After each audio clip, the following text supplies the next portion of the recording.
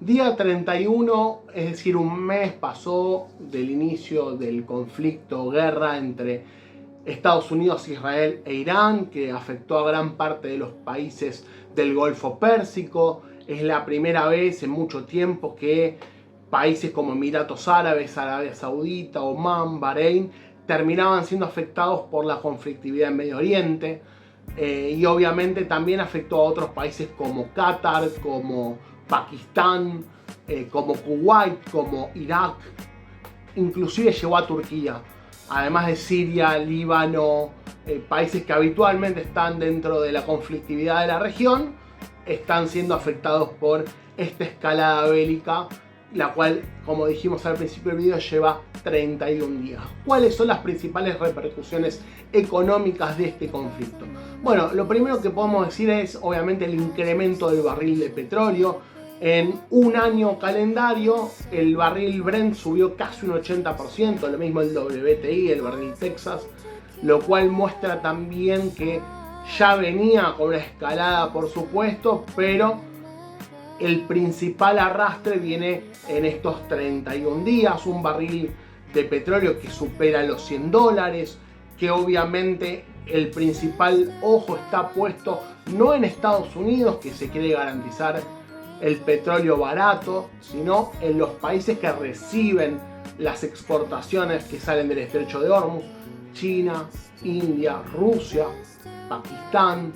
Obviamente parte de los países europeos también tienen obviamente recepción de energía del estrecho de Hormuz, Japón. Son parte fundamental las exportaciones que salen del estrecho de Hormuz, que son, como dijimos en otro video, casi el 20% de las exportaciones de petróleo hacia el mundo, pero además también un tercio de los fertilizantes, que se utilizan para el agronegocio, también el gas. Parte de la energía del mundo y parte del sistema productivo del mundo depende del estrecho de Hormuz. Y obviamente además de eso tiene impacto en la vida de todos. ¿Por qué? Porque si hay un aumento de las naftas, derivado del aumento del petróleo, vamos a tener no solamente un incremento en nuestro coche, nuestra moto o el traslado de mercaderías, sino que además hay productos derivados del petróleo, productos plásticos, textiles, se encarecen los fletes, se encarecen los servicios. Y además, teniendo, como decimos, un incremento de las naftas, en la Argentina, por ejemplo, la super ya supera los 2.000 pesos. Ni hablar de la premium, 2.200 para arriba. En Europa, en algunos países está arriba de 2 euros el litro de nafta. En Asia se duplicó y hay países donde se triplicó el precio de las naftas, de los combustibles. Eso obviamente repercute en toda la cadena de abastecimiento global. ¿Por qué? Porque obviamente los alimentos que no se trasladan en trenes, se trasladan en camiones, se trasladan en barcos, se trasladan en aviones, todo eso usa combustible. Pero además tenemos que los trenes muchas veces utilizan energía eléctrica derivada del gas o del petróleo. Por lo tanto, influye directa o indirectamente este conflicto sobre todos los precios de los bienes del mundo y también algunos servicios. Si por ejemplo el abastecimiento de energía, si depende del gas o del petróleo, hace incrementar los costos, por lo tanto eso se termina trasladando al consumidor y empieza a generar este fantasma inflacionario que tenemos en un periodo de guerra. De más está decir que en la Argentina estamos bastante duchos con el tema.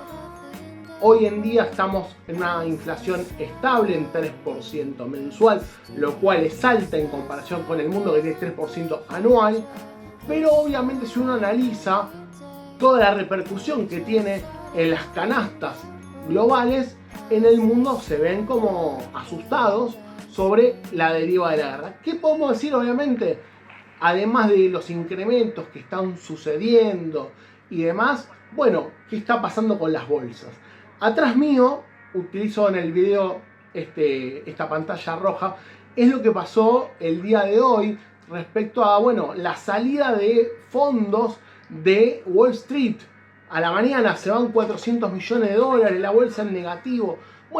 Claramente lo que está pasando es que el mercado no confía tanto en Trump. Al principio empezaba a confiaba, pero luego al no materializarse el fin de la guerra, al pedir más recursos, obviamente el mercado empieza a ver negativo toda esta conflictividad y muchos empiezan a retraerse. Los bonos se están apreciando, esto quiere decir que en el corto plazo,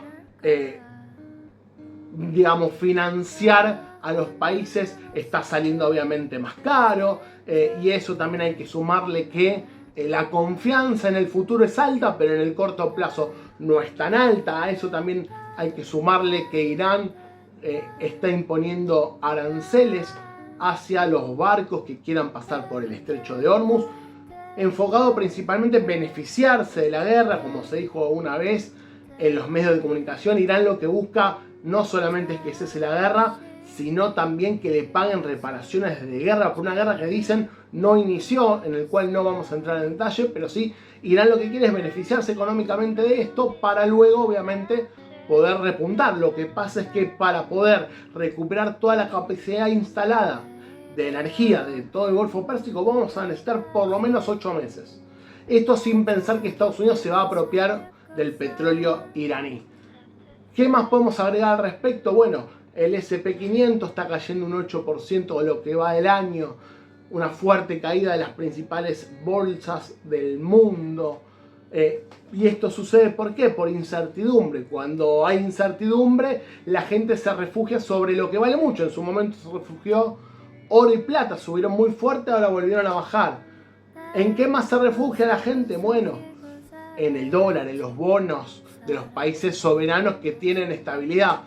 A la larga o a la corta, los más afectados son países como el nuestro, la Argentina, cuyo riesgo país superó ampliamente los 600 puntos y donde obviamente está en tela de juicio lo que va a pasar con la estabilidad macroeconómica cuando tengamos que pagar las obligaciones al Fondo Monetario, entre otras. ¿Sí? ¿Cuál es el motivo de hacer este video a 31 días de la guerra? Bueno, analizar, como lo hemos hecho, los perjuicios de estos 31 días de conflicto, cómo está afectando el cierre del estrecho de Hormuz, qué está pasando allí, cómo impactó en las naftas, cómo va a impactar a futuro en los alimentos y otras yerbas. ¿De qué te gustaría que arme el siguiente video en el canal de YouTube? Te leo.